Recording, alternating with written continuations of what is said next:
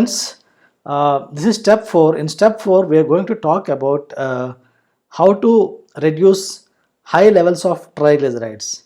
So before we step into the step 4, I just want to remind you about step 3, what we talked about in step 3. In step 3, we talked about how to means how severe is your diabetes, and what are the tests which has to be done to understand the severity of your diabetes. Like we talked about lipid profile test, liver profile, other tests.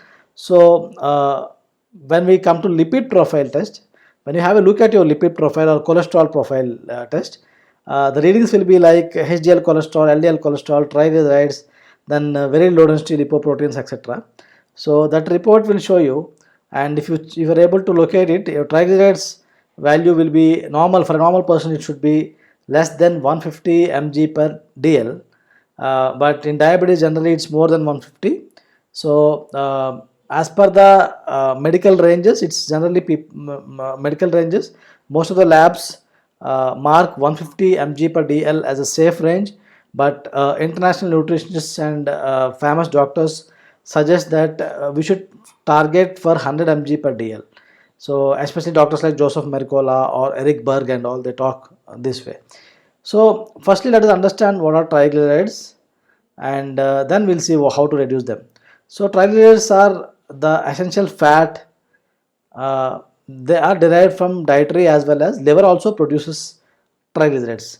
So liver is producing triglycerides because when we eat more number of carbs, liver will actually see how much our body is able to consume, and whatever is left over is converted into triglycerides, so that these triglycerides can be used at a later stage when body needs some energy, or maybe it is needed for healing inflammations and all. Because fat cells fat cells are very helpful in our body. People talk fat as a villain and all, but fat is not exactly the villain. And there's even a controversy going on about triglycerides being caused because of excess consumption of fat or excess consumption of carbohydrates. But some good doctors whom I believe, whom I follow, they say that it's more about excess consumption of carbohydrates.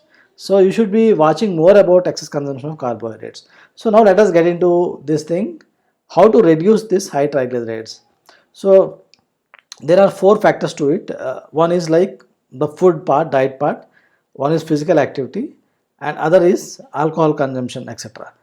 Alcohol consumption, or maybe sitting long and all. So if you take about the diet part, the most important thing which we need to avoid is that sugary stuff, which is junk, like the burger, pizza, and donuts, or whatever is like, which is high in carbs and high in sugars. That is one. Highly processed carbs, we need to avoid them. Then we need to avoid cool drinks like maybe Coke, Pepsi, Thumbs Up, whatever is there, and we need to avoid all those things like Maaza and other things, fruity, etc., because they contain a lot of sugar actually. You'll be surprised to know that in let us take a Maaza or a fruity or such kind of a drink. If you see like in 100 ml, their label shows that in 100 ml it has 13 grams of sugar. 13 grams means approximately 4 teaspoons of sugar. And in 200 ml tetra pack, small tetra pack, you will be able to see 8 teaspoons of sugar. So would you ever do that? Drink within a glass of drink, will you ever consume 8 teaspoons of sugar? Though for lemon water also will just require only 2 teaspoons of sugar to make it sweet. So understand and avoid these things. And let us come to the next level of carbohydrates. They are like semi processed carbohydrates, which are like rice, dosa, idli, upma, and many others are there. I'm just giving an example.